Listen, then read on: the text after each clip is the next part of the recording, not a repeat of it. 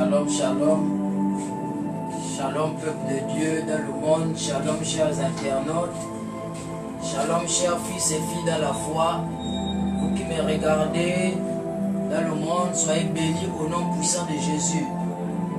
Vous qui êtes en Amérique, en Europe, en Asie, en Afrique et partout ailleurs, soyez bénis au nom puissant de Jésus. Je vais penser aussi particulièrement à ceux qui me regardent au Gabon, ceux qui sont dans l'estuaire, ceux qui sont dans le Moyen-Ogooué, ceux qui sont dans la Nyanga, ceux qui sont dans l'Angounié, ceux qui sont dans le Goué Lolo, ceux qui sont dans le Goué Maritime, ceux qui sont dans le Goué Vindo, ceux qui sont dans le Wellington. Soyez bénis au nom puissant de Jésus. Que la grâce de Dieu soit sur vous. Que la grâce de Dieu soit votre partage. Vous qui me regardez dans le monde et à l'intérieur du pays. Vous êtes heureux et vous êtes bénis au nom de Jésus. Car voyez-vous, la parole de Dieu déclare dans 2 Chroniques 20, le verset 20. Croyez en ces prophètes. Et une autre version dit croyez. Non, la parole ne commence pas en disant croyez en ces prophètes, mais plutôt croyez d'abord en l'Éternel, premièrement. 2 Chroniques 20, donc 2 Chroniques chapitre 20, le verset 20 nous dit: croyez en l'Éternel votre Dieu et vous serez affermis. Je vous apprends comment on médite la parole. On ne médite pas la parole à la volée comme si c'était un livre d'histoire géo, un livre de sciences ou de médecine. On lit la parole de Dieu.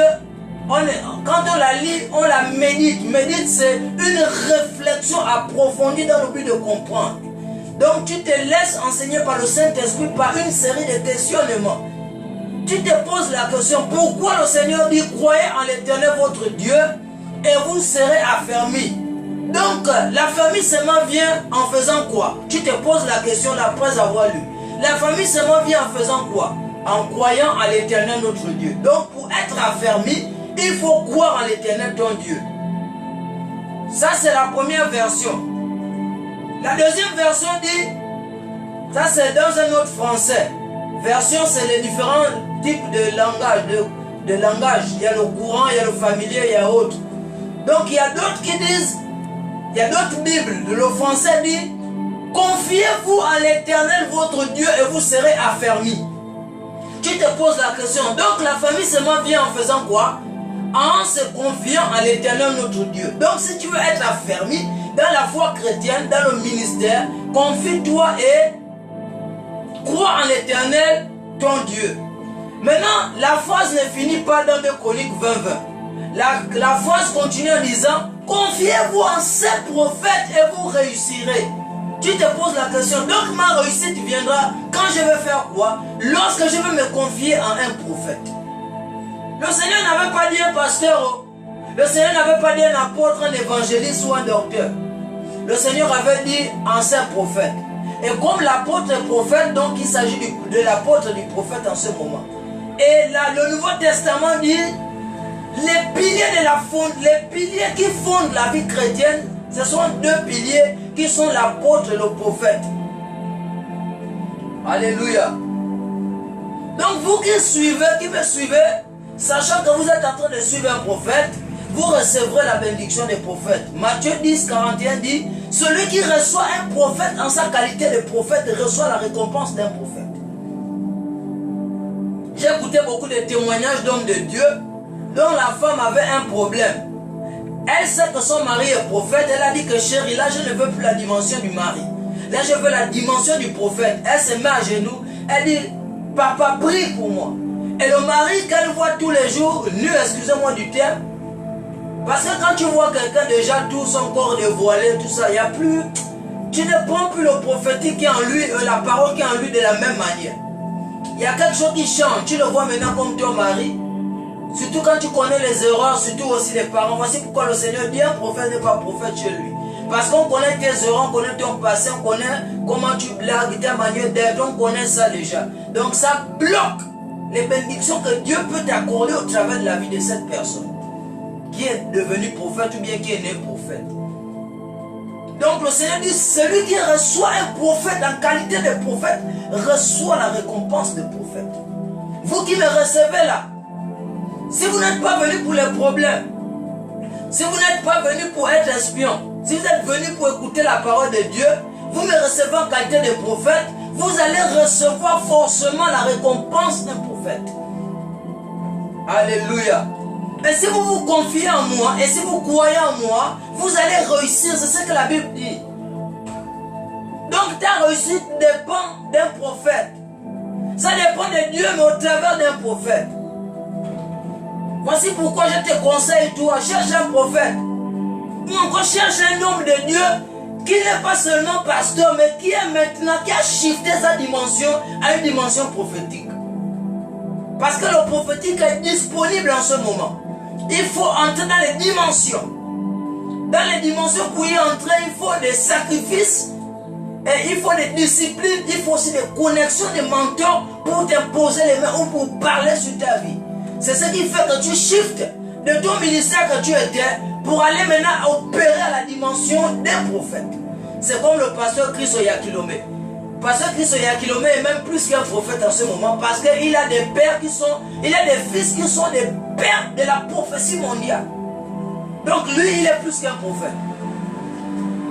Mais c'est un pasteur. Et on a le pasteur Aflukaou qui prophétise comme si c'était l'eau. Il te dit le nom, tout ce que tu as fait à une période. Il t'explique ça, la manière dont ça coule. Même les prophètes, hein, c'est des petites choses qu'ils disent. Hein. De ta vie, petites choses. Oui, lui aussi dit des petites choses, mais ça, son niveau, tu sens que c'est déjà fort. Donc c'est ça, c'est des personnes comme ça que tu dois chercher. Donc des personnes prophétiques. Pas forcément un prophète, mais des personnes prophétiques. Alléluia. Donc si tu me suis déjà, aussi vrai que je suis prophète et je suis prophétique en même temps, tu reçois la bénédiction des prophètes. Va inviter les autres. Dis-leur que le prophète a déjà commencé à enseigner. Le prophète a déjà commencé son live. Alléluia. Je vous bénis pour toutes les personnes qui allaient inviter et qui allaient faire des commentaires, qui allaient faire des likes, qui allaient envoyer des cœurs pour activer le ministère des anges, pour inciter le ministère de l'ange de prophétie qui se tient à ma droite, de pouvoir vous parler, de pouvoir vous révéler des choses au travers de ma prédication. Ceux-là seront bénis d'une manière particulière au nom de Jésus. Alléluia. Va en bas de ton écran, fais un partage. N'aie pas peur des gens. Ne dis pas que si je partage, on va savoir que moi aussi je le suis. Non. Partage. Tu n'es pas né avec quelqu'un et tu ne mourras sans doute avec personne. Alléluia.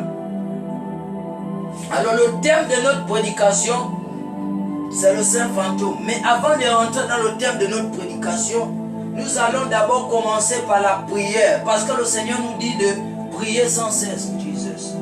Close the door, close the door, close the door. Kadiana skonta. Sikranto basko, shabaradika sabia. Likronta basuka dikaso. Ikababa santo lebusia dabasia. Radaga santo lebusata likatosia. Prions, prions, prions, prions. Mettons en mouvement le ministère des anges. Demandons à l'assistance manifeste du Saint-Esprit au milieu de nous et libérons l'atmosphère, que la lourdeur parte, la pesanteur, la négligence, la nonchalance soit détruite au nom puissant de Jésus. Prie, élève ta voix. Father, I pray. Any spirit of destruction be destroyed in this place in the name of Jesus. You have no place in this place. You have no right to be present in this place. The spirit of tiredness, the spirit of laziness, the spirit of tire, the spirit of tiredness, the spirit of distraction. I destroy you in the name of Jesus. I vanish by the blood of Jesus. I send you out. I cast you out of this place in the name of Jesus. By power, by thunder, by power, by fire, in the name of Jesus. I proclaim the reign of Jesus in this place. I proclaim the reign of the Holy Ghost in this place. place. I proclaim the reign, the movement of the angels in this place. I proclaim the movement of the angelic and the archangelic in this place.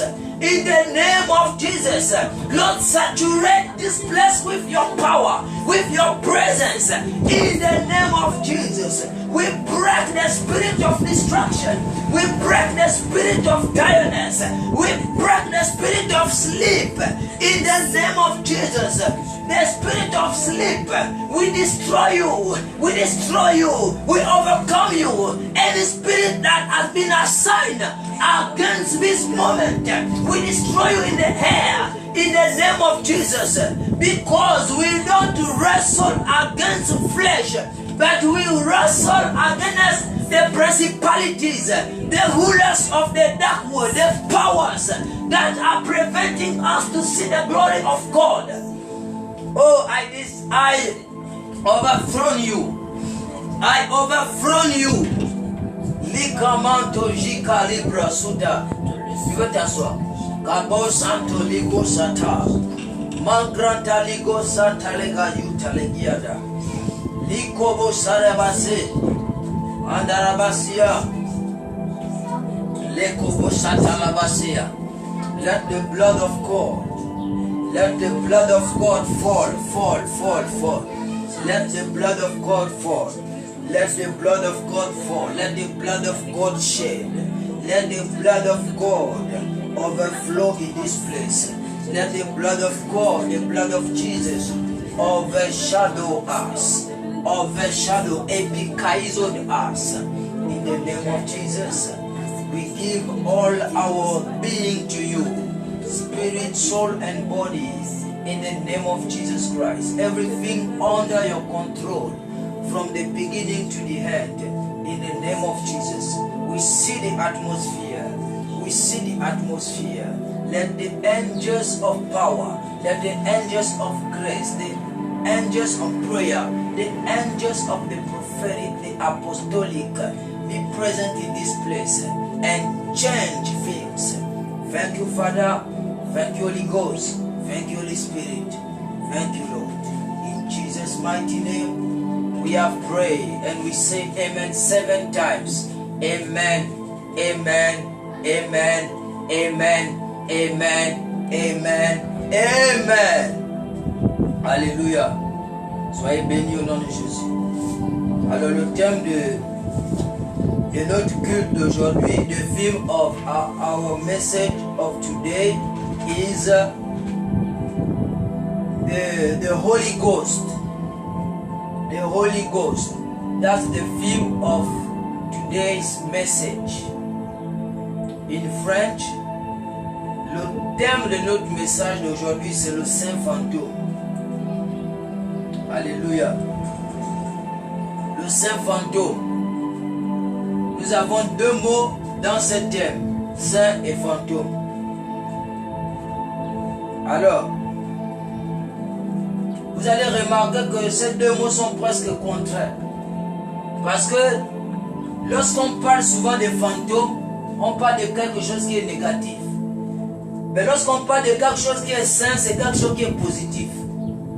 Quelque chose qui émane de Dieu, de la volonté parfaite de Dieu. Ce qui est saint, c'est ce que Dieu a déclaré qui est saint. Alléluia. J'aimerais te dire que tu n'es pas un pécheur. Voici pourquoi ne faites jamais la prière que les catholiques vous ont enseignée de dire que Seigneur pardonne-nous pauvres pécheurs. Tu n'es pas pauvre et tu n'es pas pécheur. Le pécheur c'est celui qui n'a pas Jésus dans sa vie, c'est celui-là qui est pécheur. La Bible dit que vous serez saints car je suis saint. Dans Lévitique 11:44. Et dans 1 Pierre, il est écrit également, vous êtes saints. Et c'est ce que vous êtes saints. L'apôtre Paul aussi dit, vous êtes saints. L'apôtre, il ne cesse pas de répéter ça aux chrétiens. Que ne croyez pas au mensonge du diable parce que tu as commis un petit péché, tu crois que tu n'es pas saint. Tu es saint. L'apôtre Paul insistait sur ça. Vous êtes le temple de Dieu. Vous êtes le temple du Saint-Esprit. Vous êtes les enfants de Dieu. Vous êtes déjà une nouvelle créature. C'est impossible que tu sois un pécheur. Mais tu pêches. Péché ne veut pas dire que tu es pécheur. Tu peux pécher à cause de ton ancienne nature, à cause du fait que tu es dans la chair. Tu es dans la chair. La Bible dit la chair est faible, mais l'esprit est bien disposé. C'est pas que quand ils sont en train de nous dire que vous êtes saints, qu'ils sont en train d'encourager le péché. Non, c'est pas ce qu'ils sont en train de dire. Ils sont en train de vous faire prendre conscience de ton identité. Quand tu prends conscience de ton identité, il y a des choses que tu ne pourras plus faire. Parce que tu es conscient que je suis le prince du Seigneur Jésus. Je suis la princesse de Jésus-Christ. Je ne permettrai pas à mon corps de faire n'importe quoi parce que je suis un prince de Jésus. Je suis un saint. Et lorsque tu fais quelque chose qui n'est pas de la sainteté, tu vas te sentir mal parce que tu sais que tu es d'une nature sainte, tu es saint. Quand tu vas commettre quelque chose de négatif, tu vas te souvenir avec la conscience que tu es saint, que ça là je ne devrais pas faire ça. Je regrette de l'avoir fait. Et tu vas confesser ça et tu vas abandonner ça. Voici pourquoi les apôtres ne cessaient de dire que vous n'êtes plus pécheurs. Ne vous considérez pas les pécheurs. Quand vous vous appelez, vous vous faites appeler pécheur, vous êtes en train de vous donner au diable. Parce que le pécheur, c'est une nature. Pécheur, c'est une nature. Moi, j'ai ma nature, je suis homme. Ma femme a sa nature, elle est femme. Maintenant, la Bible dit que toi, tu es saint, tu as déjà une nouvelle nature. Mais si tu dis encore que tu es pécheur, ça veut dire que tu es homme, tu es comme un homme qui se considère maintenant comme une femme. Tu vois ce que ça peut entraîner. Ça va t'entraîner à faire des conneries. Tu oublies encore, tu es une femme, mais tu te considères comme un homme. Ça va t'amener à faire des conneries. Donc c'est ce que le Seigneur dit, vous êtes saints. Ne faites jamais la prière des catholiques. Aie pitié de moi, pauvre pécheur. Tu as vu comment les catholiques déroutent les gens? Ils vous mettent ça dans la tête depuis le primaire. Depuis le jardin, dans les écoles, vous avez appris. Vous récitez ça toute votre vie. Que tu es pauvre et que tu es pécheur. Alors que ça n'existe pas dans la Bible.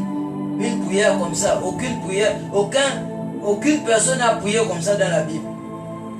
La seule chose que vous pouvez accepter que les catholiques vous disent de prier, c'est notre Père. Parce que ça là, c'est dans la Bible. Faites ça quand même, faites ça. Bien sûr que c'est le béaba de la prière parce que Jésus enseignait les choses, il cachait ça. Donc quand il dit notre Père qui est aux cieux, que ton nom soit sanctifié, il est en train de dire que quand vous sanctifiez le nom de Jésus dans vos vies, c'est une prière. C'est-à-dire que votre vie est une prière. Vous sanctifiez Dieu. C'est-à-dire que quand il s'agit de faire les choses de Dieu, vous voulez que ça soit là, bien fait, propre. Et vous prenez du temps pour faire ça. C'est quand il dit que ton nom soit sanctifié. Ça veut dire que sanctifier signifie mettre à part. Donc Dieu cachait ça dans les petits mots. Que ton nom soit sanctifié, que ton règne vienne. Ça veut dire que Dieu doit régner sur nous comme un roi. Et nous devons lui obéir. Que ton règne vienne. Que ta volonté soit faite sur la terre comme au ciel. C'est-à-dire que là où il y a l'Esprit de Dieu, il y a la liberté, il y a la vie, il y a la paix, il y a la joie, et il y a des guérisons, il y a des prophéties. Comme ça se passe au ciel. C'est-à-dire que la volonté de Dieu est que vous vivez en bonne santé, en paix, vous soyez riche, vous soyez pas malade. Donc ça veut dire que s'il y a la stérilité, il y a le célibat, il y a tout ça là, ce n'est pas la volonté de Dieu que vous vivez. En fait, le Seigneur vous dit que priez et demandez des choses que vous croyez être la volonté de Dieu dans vos vies. Ainsi de suite, ainsi de suite. Ne nous induis pas en tentation. Il est en train de vous mettre déjà à l'idée qu'il y aurait des tentations, mais toi tu dois toujours prier à l'avance que le Seigneur t'enlève des tentations. Délivre-nous du malin, car c'est à toi qu'appartient le règne de la puissance. J'ai sauté. Parce que j'ai autre chose à dire. Donc le Seigneur était en train de cacher les choses, la manière de prier, dans cette prière-là, qu'il a enseignée là. Mais si on vous dit de faire ça, faites, il n'y a pas de problème, c'est la prière que le Seigneur enseigne. Mais ils ne sont pas dans la dimension maintenant de comprendre la révélation de cette prière-là. Mais c'est déjà un bon niveau de prier comme ça. Alléluia. Donc il y a saint et fantôme. Il faut savoir que nous sommes saints. Nous sommes saints. Pourquoi j'ai mis saint fantôme? J'ai mis saint fantôme parce que le Seigneur m'a dit de donner cela, ce terme comme ça, pour que ça soit aussi une curiosité pour beaucoup de gens de pouvoir cliquer. Certainement, toi qui as cliqué là, c'est parce que tu as vu ça. Et c'est une figure de style dont j'ignore le nom. C'est une figure de style qui permet d'opposer deux mots. Des mots qui sont en fait des sens opposés, des connotations différentes. Et ça fait aussi la beauté d'un texte ou du thème même. Alléluia. Tu peux connaître un peu le nom de la figure. Alléluia. Donc il y a saint et il y a fantôme. Maintenant, en anglais, vous allez voir Holy Ghost. Donc les gens qui vont voir les deux thèmes que j'ai mis plutôt, les deux thèmes que j'ai mis en anglais et en français, ils vont voir directement en français Holy Ghost. Ils vont savoir que, oh, donc saint fantôme, c'est Saint-Esprit. Je te dirai oui et je te dirai aussi non. Suis avec moi la prédication jusqu'à la fin, tu comprendras qu'il y a une petite différence. Même s'il n'y a pas une grande différence, mais il y a une petite différence. Donc le saint fantôme, en anglais c'est le Holy Ghost. Vous voyez qu'en anglais, Holy et Ghost signifie fantôme. Ghost signifie fantôme en anglais. Mais c'est le mot là qu'on utilise pour dire Saint-Esprit. En anglais, en français, on dit le Saint-Esprit. Il est né au nom du Saint-Esprit. Ou bien par la puissance du Saint-Esprit. On dit ça quand on prie. Mais en anglais, ils vont traduire ça by the power of the Holy Ghost. Donc par la puissance du Saint fantôme. Au bout il y a aussi le mot esprit en anglais. Mais eux, ils préfèrent utiliser fantôme. Il y a le mot esprit, le mot spirit. Donc, by the power of the Holy Spirit. Mais eux, ils aiment plus dire by the power of the Holy Ghost. Pourquoi? Je vais te révéler pourquoi les anglophones n'aiment pas trop utiliser Holy Spirit. Ils utilisent beaucoup plus Holy Ghost. Alléluia. Je suis un prophète. Et si tu étais dans mon école de prophète, tu allais comprendre que le premier cours que j'ai donné sur le prophétique, c'est le fait d'avoir un père spirituel. Donc je ne suis pas ignorant de la paternité spirituelle. Je connais très bien ça et son importance. Donc je ne peux pas enseigner les choses que moi-même je ne connais pas et que je ne mets pas en pratique. Donc j'enseigne sur l'importance d'avoir un père spirituel et de lui être soumis et de lui être obéissant, de lui être loyal. J'enseigne ça et moi-même je pratique ça. Donc il y a des gens qui pensent que j'ignore ça. Je n'ignore pas, je connais ça, j'enseigne ça moi-même. Maintenant, si tu étais dans mon école de prophète, j'allais comprendre qu'il y a plusieurs types de prophéties. La Bible déclare dans l'Apocalypse, heureux celui qui lit les paroles de la prophétie. Et les paroles de la prophétie, du livre de la prophétie, c'est quoi? C'est la Bible. Donc quand tu lis la Bible, tu es en train de lire la prophétie, tu es en train de permettre à Dieu de prophétiser dans ta vie. Quand tu lis les choses dans la Bible, tu es en train de lire les prophéties de ta vie. Ça, c'est sur un plan général, la prophétie. Mais il y a aussi la prédication où le prédicateur va être dans la dimension des nabis. La dimension des nabis, c'est de parler des problèmes ou encore des choses sans parfois te rendre compte que tu es en train de parler des vies de gens qui t'écoutent. Ça, c'est un autre type de prophétie. Maintenant, il y a aussi la prophétie déclarative. C'est-à-dire qu'on te donne des déclarations et toi, tu dois te connecter à ça pour recevoir ça. C'est aussi la prophétie. Il y a aussi ce qu'on appelle la prophétie individuelle. Dans la prophétie individuelle, là, il y a la pensée parfaite de Dieu absolue. Donc, ce qui va forcément arriver, peu importe ce que tu fais ou que tu ne fais pas, ça va forcément arriver. C'est ce qu'on appelle la prophétie directe ou encore la prophétie absolue. Il y a aussi ce qu'on appelle la prophétie conditionnée ou encore la prophétie indirecte. C'est cette prophétie-là qui fait en sorte qu'il faut que tu fasses quelque chose. On te donne la prophétie mais avec des conditions pour l'amener à l'accomplir. Donc il y a beaucoup de types de prophéties. Voilà, donc je suis un prophète et c'est dans le style de prophète de prêcher comme je prêche là. De te révéler des choses qui sont cachées que tu ne comprenais pas. La prophétie, c'est pas seulement venir te raconter les choses.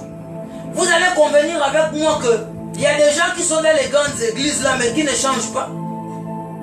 Ils donnent les dîmes, les offrandes, ils sont toujours les mêmes. Donc c'est pas le fait d'avoir un grand prophète dans sa vie qui te fait avancer. C'est d'être à l'endroit qu'il faut, au moment qu'il faut, c'est ce qui te fait avancer. et d'être dans les conditions que Dieu te demande de respecter, c'est ça qui te fait avancer. Ce n'est pas le fait d'être avec un prophète âgé, un prophète voyant, sévère, qui va te faire avancer. C'est faux. C'est être là où Dieu veut que tu sois, c'est ça qui te fait avancer. Si tu es dans le mauvais endroit, au mauvais moment, ça ne te fait pas avancer. Si tu es au bon endroit, au mauvais moment, ça te fait stagner, c'est-à-dire que tu n'avances pas. Tu es déjà dans de bonnes prédispositions, mais tu ne peux pas encore aller très loin. Mais tu es déjà au bon moment, au bon endroit, c'est bon. Il y a des personnes qui sont maintenant au bon endroit et au bon moment. Voici pourquoi ils prospèrent. Donc c'est ça. Et tu vas écouter ça même avec tes pères spirituels, ils vont parler de ça. Les gens confondent autre chose avec la désobéissance. Parce que la vie chrétienne est un mystère. J'étais chez l'un de mes mentors là, il disait que nos vies sont mystérieuses. Dieu ne peut pas révéler les choses. Et beaucoup de gens que vous voyez aujourd'hui là, que Dieu a révélé, qui ont beaucoup de likes, laissez. Ton temps arrive de ta manifestation parce que Dieu est un Dieu mystérieux. Alléluia. Donc j'ai parlé de quoi? Pourquoi les anglophones utilisent beaucoup plus le terme Holy Ghost que Holy Spirit, alors que Holy Ghost signifie Saint Fantôme. Je vais te révéler ça. On va d'abord lire Jean 1, 31, s'il te plaît. Jean 1, 31.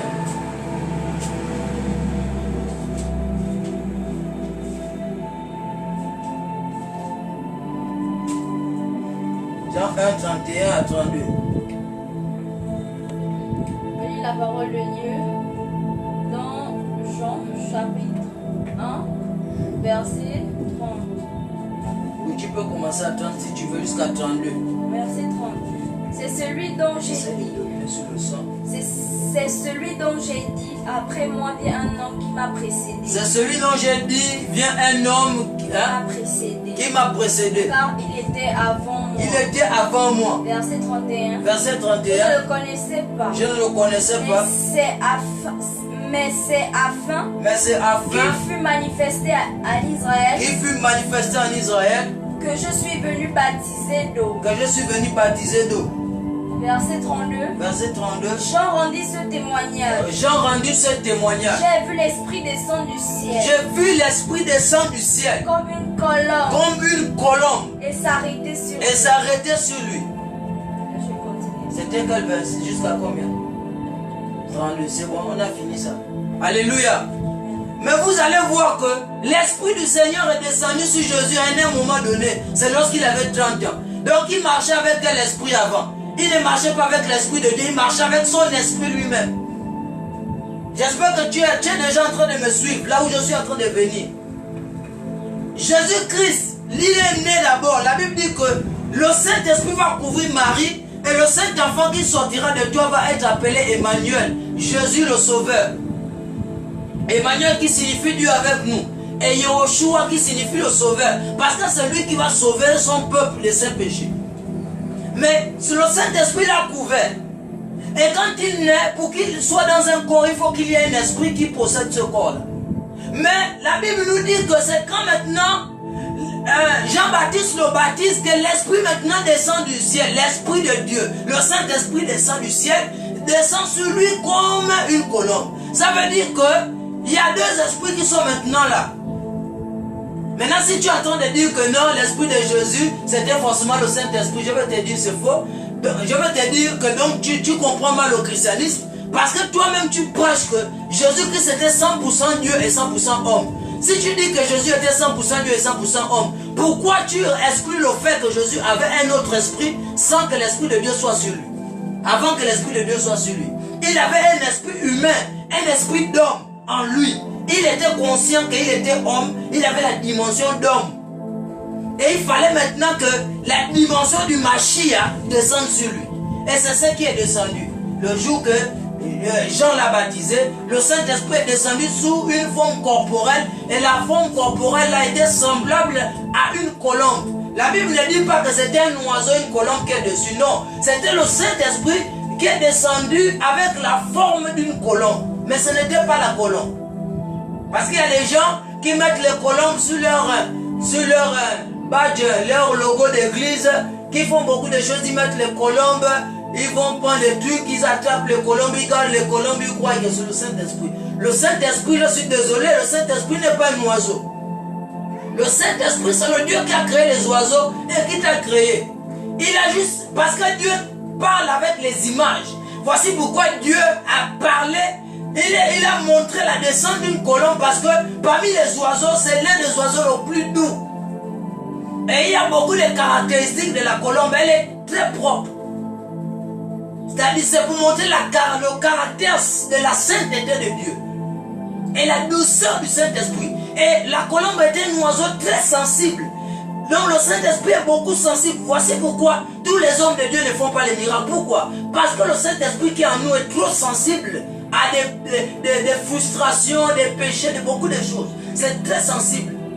Le Saint-Esprit, c'est une personne. Voici pourquoi la Bible l'appelle le consolateur. C'est une personne. Le consolateur viendra avec nous et il va habiter avec nous. Qui peut consoler si ce n'est une personne? Qui peut habiter avec nous? Le Seigneur dit, n'attristez pas le Saint-Esprit qui habite en vous. On peut attrister qui? Est-ce qu'on peut attrister un oiseau? Non, on attriste une personne. Donc le Saint-Esprit est une personne. Il a la sensibilité de la colombe. Très sensible. Il est très sensible. Donc ceux qui ont une bonne relation avec le Saint-Esprit, ils opèrent de grandes choses. Alléluia. Et je prie que ce soit notre partage à tous. Que nous ayons des dimensions plus profondes dans l'intimité avec le Saint-Esprit. Donc ici, je veux t'amener à comprendre qu'il y a une petite différence entre les deux noms. Bien qu'il n'y a pas une très grande différence, il y a une petite différence entre les deux noms. Saint Holy Ghost et Holy Spirit.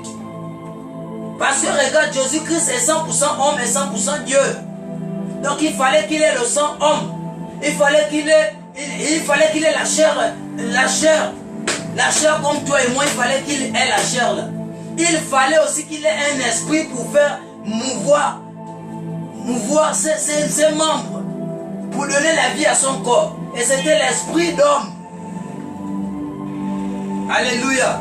Voici pourquoi on appelle Jésus pas le deuxième Adam. Si vous écoutez dans une prédication un homme de Dieu qui dit le deuxième Adam, ce n'est pas un faux homme de Dieu. Il se peut que ce soit un vrai homme de Dieu, mais qui n'a pas compris la parole dans la profondeur. Parce que nous tous là, on peut nous corriger. Moi, un autre homme de Dieu peut me corriger. Un autre homme de Dieu peut me corriger. Même un fidèle peut me corriger. Si la personne là a lu et a compris mieux que moi, il peut me corriger.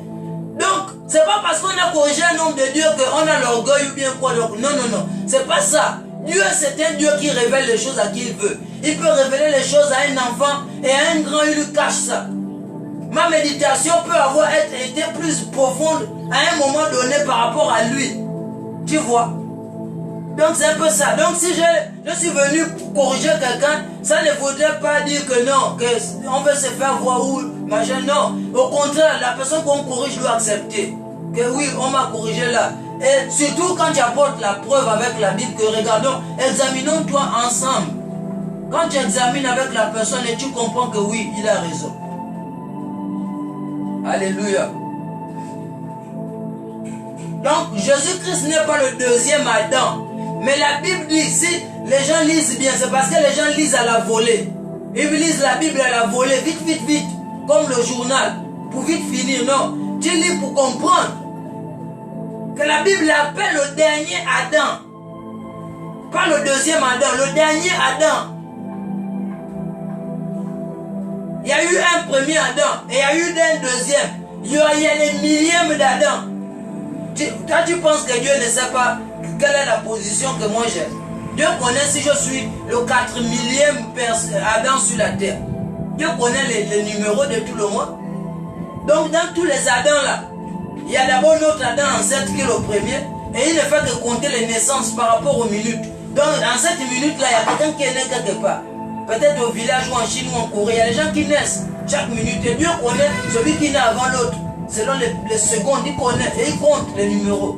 Et Jésus-Christ c'est le dernier Adam, celui qui devait être manifesté après quand le monde sera fini. Il est le dernier Adam, mais qui est venu se manifester au temps là où il est venu naître. Il est le dernier Adam. Parce que il est celui-là qui a pu dominer quoi sur le péché. Que nous tous là, on pêche, même les plus grands prophètes pêchent. Lui n'a pas connu le péché, il est le dernier. Il est venu pour racheter tous les Adams qui sont entre le premier Adam et lui. Alléluia. Donc il est Adam. Adam signifie homme. Quand vous lisez dans la Bible dit que quand il forma l'homme et il appela du nom d'Adam, il l'appela du nom d'homme. Donc Adam, ça signifie aussi homme. Bien que ça signifie celui qui tend vers le rouge. Un vrai terme qui revient depuis le terme hébreu. Ça vient celui qui tend vers le rouge, donc qui a été formé par la boue noire là qui tend vers le rouge. C'est ce que ça signifie. Adam. Ça signifie aussi homme. C'est ce qui a donné naissance au nom homme aujourd'hui. Donc la femme est appelée Adam, l'homme aussi est appelé Adam. C'est ce qui est écrit dans la Bible. Donc il les créa et il les appela du nom d'Adam. C'est ce que la Bible dit. Les créa, donc c'est le pluriel. Maintenant quand il a formé, il a appelé l'homme Inch. Inch qui signifie l'homme masculin. Et Incha qui signifie Ève, donc la femelle. Donc Inch et Incha signifient Adam et Ève. Mais les deux s'appellent Adam ou encore homme. Maintenant Inch et Incha c'est pour déterminer le sexe, la différence des sexes. Alléluia. Donc Jésus était 100% homme et 100% Dieu. Vous voyez ici que lorsqu'on le baptise maintenant, il y a une autre dimension qui descend de lui, ce qu'on appelle le Mashiach. Voici pourquoi on appelle Jésus Yehoshua Hamashiach. Ça veut dire le Jésus, donc Yehoshua qui signifie le sauveur. Yehoshua c'est le même nom que Josué. Josué là que tu vois dans la Bible là. Jésus c'est son homonyme parce que Josué c'est l'ancêtre de Jésus. Donc Yoshua c'est le même nom qu'on a donné à Josué. C'est le même nom qu'on a donné à Jésus. Le même nom qu'on a donné à Jésus. Mais pour créer la différence entre Josué et lui, c'est le Mashiach qui est celui-là. Le Hamashiach qui signifie le sauveur et son onction. Donc lui-même il est le sauveur et il est en même temps l'onction. Et il a en même temps l'esprit qui oint. C'est pour cela qu'on dit Yehoshua Hamashiach. Donc Jésus le oint. Mashiach signifie le oint. Celui qu'on a versé une huile. Ou encore celui dont l'esprit est sur lui. Celui qui a un manteau d'onction. Donc c'est là où il a été revêtu maintenant de ce manteau-là d'onction. Et lui-même il était cette onction-là personnifiée maintenant. Et la Bible déclare dans le livre de Corinthiens que si quelqu'un s'attache au Seigneur, il est avec lui un seul esprit. Donc il y a maintenant un mariage entre l'esprit de Dieu et son esprit.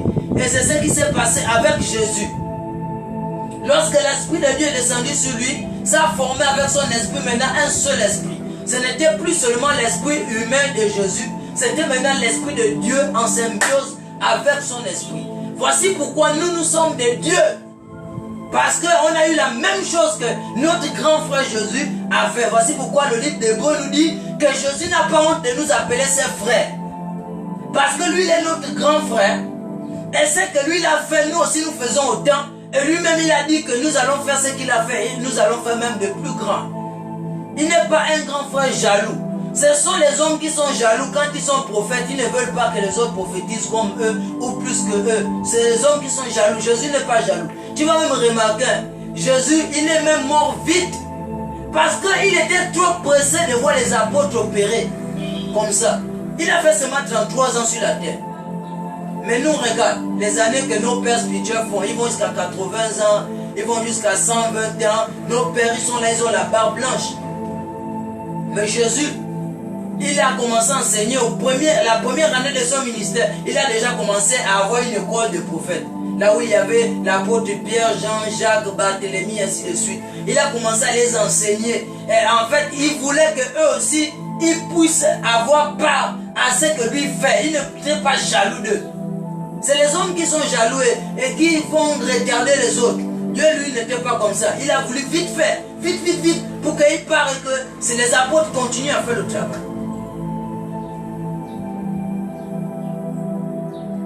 Donc, il n'a pas honte de nous appeler ses petits frères.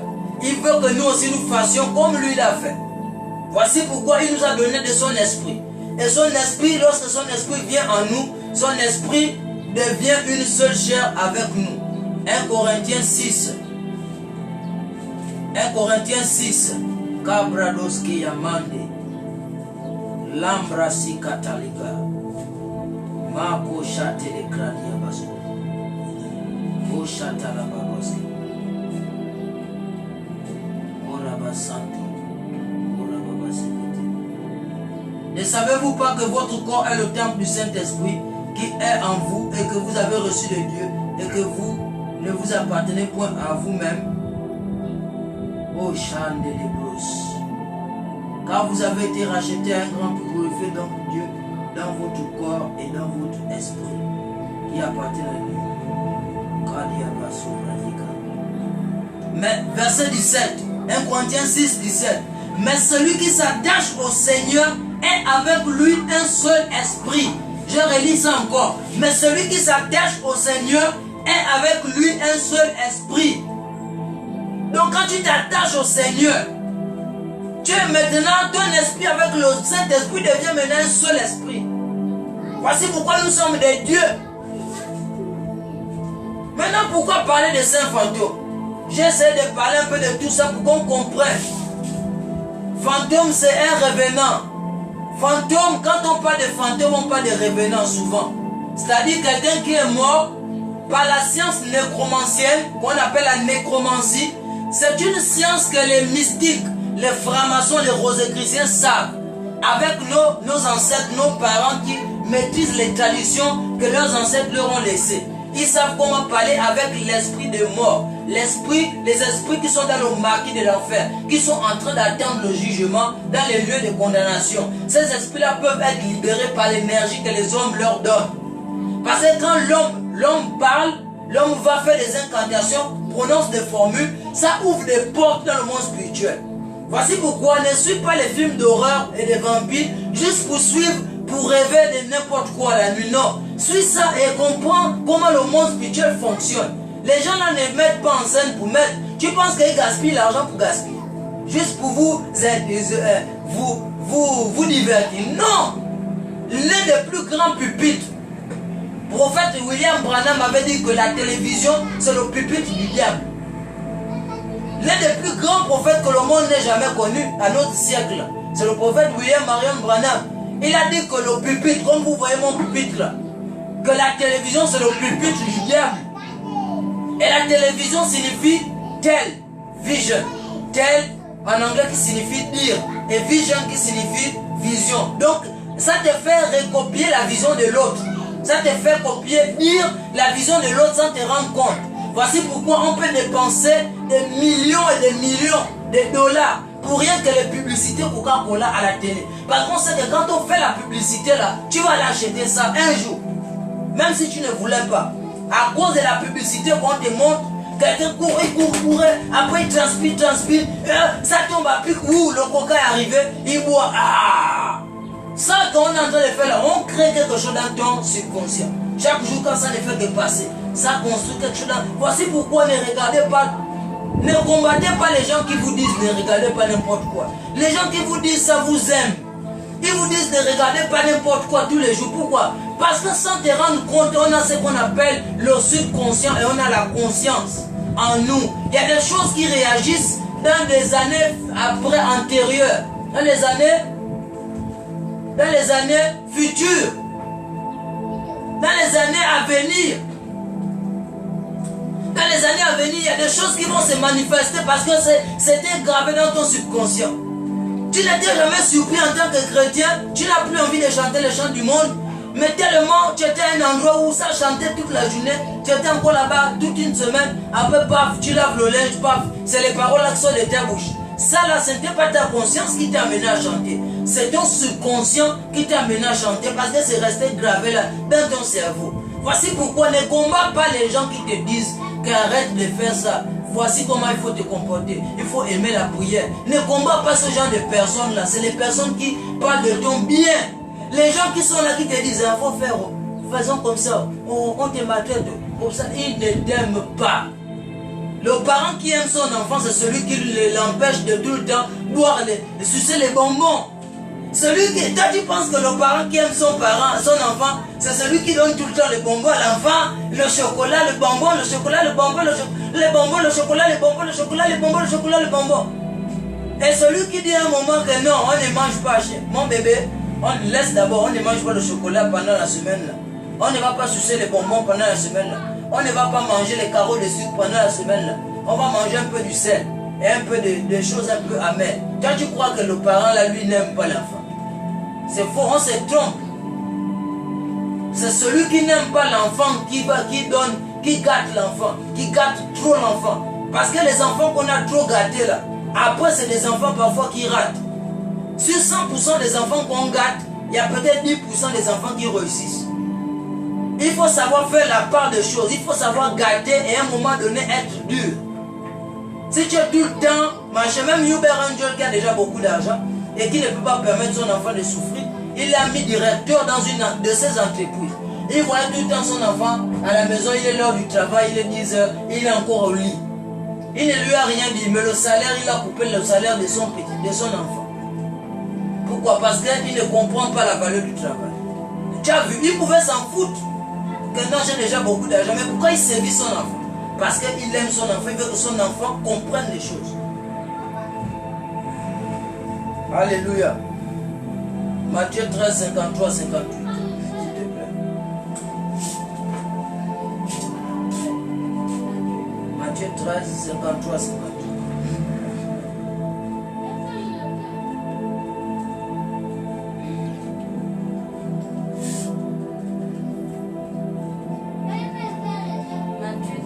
Matthieu 13, 53 à 58. Lorsque Jésus eut achevé ses paraboles, il partit de là. Verset 54. S'étant rendu dans sa patrie, il enseignait dans la synagogue, de sorte que ceux qui l'entendirent étaient étonnés et disaient: d'où lui viennent cette sagesse? D'où lui viennent cette sagesse et ces miracles? Verset 55. Ouais. N'est-ce pas le fils du charpentier? Là, ils ont parlé de l'humanité de Jésus, sa partie humaine. C'est le fils du charpentier. N'est-ce pas Marie qui est sa mère? Pourtant, c'est Marie qui l'a gardé 9 mois dans le ventre. Jacques, Joseph, Simon et Jude ne sont-ils pas ses frères? Il y a ses propres frères même parmi lesquels qui sont ses disciples. Et ses sœurs ne sont-elles pas? Donc Jésus avait même les sœurs, il avait des sœurs qui avaient des sectes féminines. Qui sont sorties du ventre de Marie. Et ses sœurs ne sont-elles pas toutes parmi nous? D'où lui viennent donc toutes ces choses? D'où lui viennent donc toutes ces choses? Verset 57. Verset 57. Il était pour eux une occasion de chute. Ses parents étaient pour lui une occasion de chute. Mais Jésus leur dit, un prophète ne méprisé que dans sa patrie et dans sa maison. Je veux que tu reprennes la partie là. Qu'il était pour eux une occasion avant. Ne sont-ils pas ses frères qui sont là? Reprends la partie là. Plus fort. 56. Verset 56. Et ses sœurs ne sont-elles pas? On répond à ses frères. Jacques, José en haut. Verset 55. Verset 55. N'est-ce pas le fils du charpentier? Pourtant, Jésus là, c'est pas lui le fils du charpentier. N'est-ce pas Marie qui est sa mère? C'est pas Marie qui est là, qui l'a porté 9 mois dans le ventre. Jacques, Joseph, Simon et Jacques, José, Simon et Jude. Et Jude. Ne sont-ils pas? Ce ne sont pas ses frères qui sont là avec nous. Et ses sœurs ne sont-elles pas? Ses sœurs, elles sont même avec nous. D'où lui viennent donc toutes ces choses? Mais pourquoi il a cette connaissance de la parole là? Ça lui sort d'où? Cette connaissance, ces révélations là lui sortent d'où? Verset 56. Verset 50. Verset 57. Et il était pour eux une occasion. La Bible dit que les parents de Jésus, donc Marie, tout cela, les frères, étaient pour lui une occasion de chute. Donc son ministère devait chuter à cause de ses parents. Le ministère de Jésus devait prendre un coup à cause de ses parents biologiques, ses parents de sang. Mais Jésus leur avait dit, Un prophète n'est méprisé que dans sa patrie et dans Il n'y a pas d'autre endroit où on peut mépriser un prophète que dans sa propre patrie et dans sa maison, dans sa famille. Il n'y a que cet endroit-là où on peut mépriser un prophète. Verset 58. Verset 58. Et il ne fit pas beaucoup de miracles. La Bible dit que l'endroit là où il y avait ses parents là, il ne peut pas faire les miracles là. C'est impossible. Il ne peut pas voir les foules là, l'endroit là. Parce que ses parents l'ont déjà bloqué dans le cerveau. Que ça c'est notre frère. Ça c'est un cabinet là dans le pot. On l'a nommé par tel nom. Il a son grand-père qui est son homonyme. On connaît ses limites, on connaît ses colères, on connaît ses faiblesses, on connaît qu'il tombe souvent dans la fornication, on connaît qu'il est parti d'une église à une autre, on connaît son parcours, on connaît sa vie, on connaît son témoignage, on sait ce qu'on dit de lui, donc on le connaît, le maîtrise mieux que vous. Donc l'endroit là, il ne peut pas faire de miracles, il ne peut même pas avoir une atmosphère qui va attirer les fidèles. Voici pourquoi l'endroit là, il n'avait pas beaucoup de gens et il ne pouvait pas faire les miracles. C'est la Bible qui parle, ce n'est pas Bowman qui invente ça. À cause de leur incrédulité. À cause de leur incrédulité.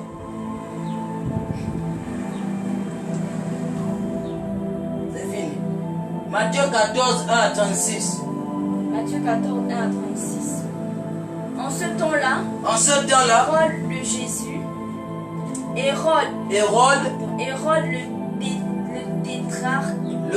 Hérode le tétrarque, ayant entendu parler de Jésus, il dit à ses serviteurs, c'est Jean-Baptiste, celui qui est là. Il est ressuscité des morts. C'est pour cela qu'il se fait par lui des miracles. Car Hérode, qui avait fait arrêter Jean, l'avait lié et mis en prison, à cause d'Hérodias, femme de Philippe, son frère, le frère même d'Hérode. parce que Jean lui disait, il ne t'est pas permis d'avoir la femme de ton frère. Il voulait le faire mourir, Il voulait le tuer. mais il craignait la foule. Parce qu'elle regardait Jean comme un prophète. Parce que les gens avaient la considération que Jean était un prophète, même si Jean-Baptiste n'a fait aucun miracle. Son travail c'était seulement de crier dans le désert que aplanissait ce chantier, c'est le sentier de Jésus. Les gens pensent que le prophète c'est celui qui vient distraire seulement les gens, qui vient faire les spectacles. Même les magiciens font les spectacles. Moi j'étais à Lambaréné, j'ai vu au stade d'Adouma un magicien français qui travaille à l'hôpital Choiset, qui faisait les spectacles des choses qui semblent être les miracles. Mais le prophète, c'est pas seulement celui-là qui vient faire les miracles, qui vient seulement faire les spectacles. Il y avait Jean-Baptiste qui passait son temps seulement à parler de la parole de Dieu et qui passait son temps à baptiser. Mais la Bible déclare que tout le monde savait que c'était un prophète et il avait l'esprit d'Élie sur lui. Or, lorsqu'on célébrait l'anniversaire de la naissance d'Hérode, d'Hérode, la fille d'Hérodias dansa, au milieu des convives. Yes. Et plus Yes. à Hérode. De sorte qu'il promit avec serment de lui donner ce qu'elle demandait. Va demander. À l'instigation de sa mère, elle dit, donne-moi ici, sur un plat, la tête de Jean-Baptiste. Le roi fut attristé. Était attristé. Et à cause de ces serments et des convives, il commanda qu'on la lui donne. Verset 10. Et il envoya décapiter Jean dans la prison. Verset 11. Sa tête fut apportée sur un plat et donnée à la jeune fille qui la porta à sa mère. Verset 12. Les disciples de Jean vinrent prendre son corps et l'ensevelir. Et ils allèrent l'annoncer à Jésus. Verset 13. À cette nouvelle, Jésus partit de là dans une barque pour se retirer à l'écart dans un lieu désert. Et la foule, l'ayant su, sortit des villes et le suivit à pied. Yes. Verset 14. Quand il sortit de la barque, il vit une grande foule et fut ému ému de compassion pour elle, et il guérit les malades. Le soir étant venu, les disciples s'approchèrent de lui et dirent: ce lieu est désert et l'heure est déjà avancée. Renvoie la foule afin qu'elles aillent dans les villages pour s'acheter des livres. Jésus leur répondit: ils n'ont pas besoin de s'en aller. Donnez-leur vous-même à manger. Mais ils lui dirent: nous n'avons ici que 5 pains et 2 poissons. Verset 18. Et il dit: apportez-les-moi. Il fit asseoir la foule sur l'herbe, prit les 5 pains et les 2 poissons, et leva les yeux vers le ciel. Il rendit grâce, puis il rompit les pains et les donna aux disciples, qui les distribuèrent à la foule. Verset 20. Tous mangèrent et furent rassasiés, et l'on apporta 12 paniers pleins des morceaux qui restaient. Verset 21. Ceux qui avaient mangé étaient environ 5000 hommes, sans les femmes et les enfants. Verset 22. Aussitôt après, ils obligèrent les disciples à monter dans la barque et à passer avant lui de l'autre côté, pendant qu'il renverrait la foule. Verset 23. Quand il lui renvoyait, il monta sur la montagne et à l'écart. Et comme le soir était venu, il était là seul. Il était seul. La barque, déjà au milieu de la mer, La barque était déjà au milieu de la mer. était battue. Hein? Était battue par les flots. La mer était battue par des flots. Car le vent était contraire. Car le vent était contraire. Verset 25. À la 4e veille de la nuit, À la 4e veille de la nuit, Jésus alla vers eux, Jésus alla vers eux, marchant sur la mer. marchant sur la mer. Verset 26. Parle ça plus fort, la partie là. Verset 25. Verset 26. À la 4e veille de la nuit, À la 4e veille de la nuit, Jésus alla vers eux, Jésus alla vers eux, marchant sur la mer. marchant sur la mer. Quand les disciples virent marcher sur la mer, Quand les disciples l'ont vu marcher sur la mer, ils furent troublés ils étaient troublés et dirent: et dirent: c'est un ça fantôme. c'est pas Jésus, ça c'est le fantôme qui arrive là. Et dans leur frayeur, Et dans leur frayeur, ils poussèrent des cris. ils poussèrent des cris. Jésus leur dit aussi: Jésus leur dit aussi: rassurez-vous, rassurez-vous, c'est moi. c'est moi, N'ayez pas peur. n'ayez pas peur. Pierre lui répondit: Pierre lui Seigneur, répondit: si Seigneur, c'est toi, si c'est toi, ordonne que j'aille vers toi. sur ordonne les que eaux. j'aille vers toi sur les eaux. Et il dit: Et viens. il dit: viens. Pierre sortit de la barque Pierre sortit et de la marcha barque sur les eaux, et marcha sur les allait eaux. vers Jésus. Allez vers Mais Jésus. voyant que le vent était fort, il eut peur. Et comme il commençait à On va s'arrêter par là, merci beaucoup. Alléluia. Donc ici c'est l'histoire de Jean-Baptiste, qui est celui-là qui était comme le mentor de Jésus. Quand il a voulu baptiser Jésus, Jésus a voulu s'opposer.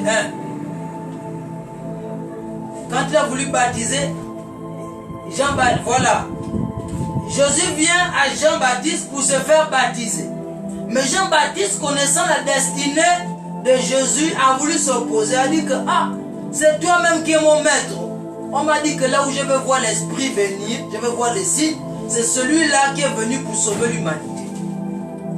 Donc je ne suis même pas digne de délier la courroie de tes souliers. Je ne suis même pas digne de te baptiser. C'est toi qui dois me baptiser. Jésus lui a dit quoi? Laisse faire afin que s'accomplisse tout ce qui est juste. La Bible déclare qu'on a fait quoi à Jean-Baptiste? À cause d'Hérodias. On a tué Jean-Baptiste, on l'a coupé la tête. Maintenant, avant qu'on ne le coupe la tête, lorsqu'on l'avait déjà mis en prison, peut-être la Luc 24, 37 va nous dire ça. On essaye d'abord de voir. Tu vas à 35 d'abord. On essaye de voir si ça peut. Et ils racontèrent ce qui leur était arrivé en chemin. Et comme il l'avait reconnu au moment où il rompit le pain, tandis qu'il parlait de la sorte, lui-même se présenta au milieu d'eux et leur dit: la paix soit avec vous. Verset 37.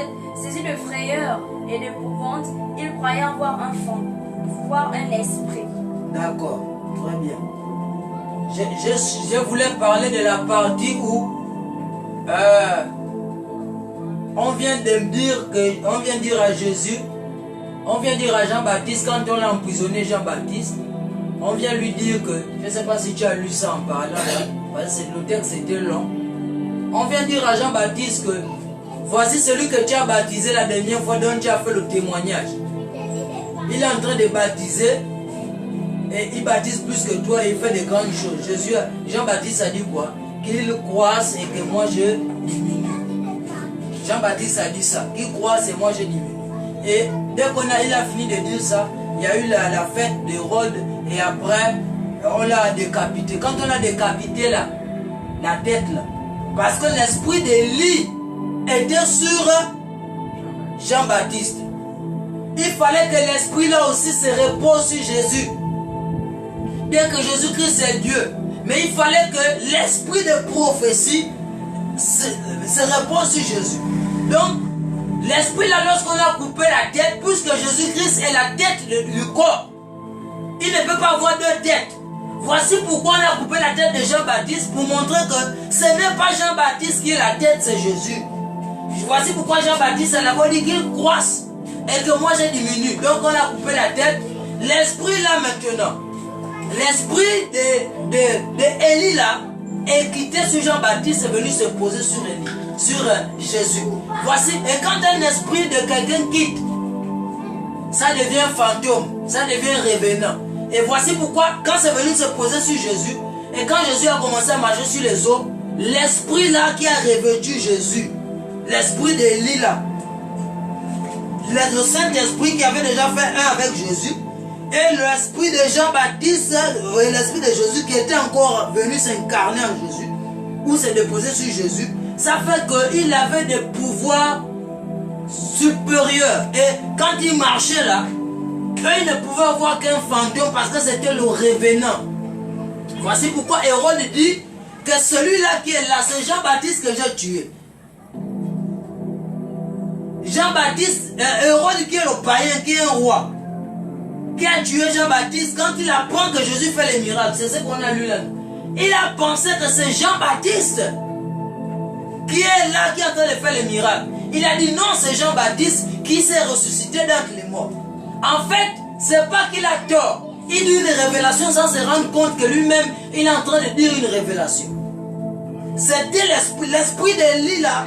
Et de Jean-Baptiste était mené avec Jésus, accompagné son ministère. Voici pourquoi il a shifté de la dimension naturelle pour entrer dans la dimension des esprits, la dimension des fantômes, la dimension des revenants.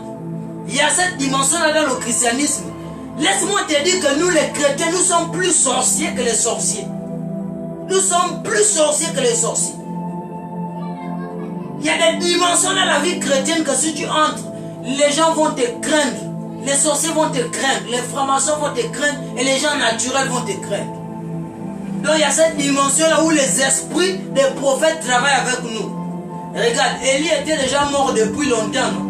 Depuis combien d'années dans l'Ancien Testament? Mais la Bible dit que c'est l'esprit-là qui était sur Jean-Baptiste. Donc ça veut dire que l'esprit des revenants travaille avec les prophètes. Moi je suis le prophète Kéman. Il y a un esprit qui travaille avec moi, des prophètes dans la Bible. Mais je ne veux pas te dire ça.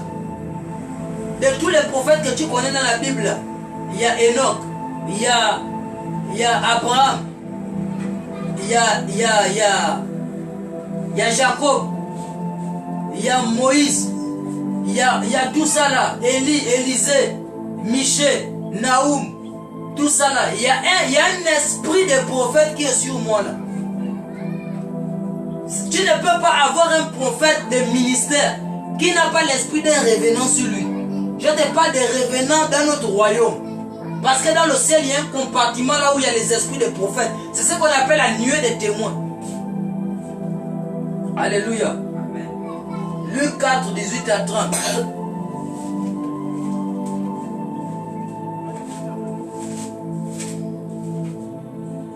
Maintenant tu vas comprendre. Je ne fais que t'amener pas à pas pour que tu comprennes le saint fantôme. 4, ouais. 18 à 30. L'Esprit du Seigneur est sur moi. Ça c'est Jésus qui dit ça. L'Esprit du Seigneur est sur moi. Parce qu'il m'a oint pour annoncer une bonne nouvelle aux pauvres. Parce qu'il m'a oint pour annoncer une bonne nouvelle aux pauvres. Il m'a envoyé pour guérir ceux qui ont ont le cœur brisé. Il m'a envoyé pour guérir ceux qui ont le cœur brisé. Pour proclamer aux captifs la délivrance. Proclamer aux captifs la délivrance. Les aveugles le recouvrement de la vue. Les aveugles le recouvrement de la vue. Pour envoyer libres les opprimés. Pour envoyer libres les opprimés. Verset 19. Verset 19. Pour publier une année de grâce du Seigneur. Pour publier une année de grâce au Seigneur. Ensuite, il roula le livre. Il roula le livre. Remis au serviteur. Remis au serviteur. Et assis. Et s'assit. Tous ceux qui se trouvaient dans la synagogue avaient les regards fixés sur lui.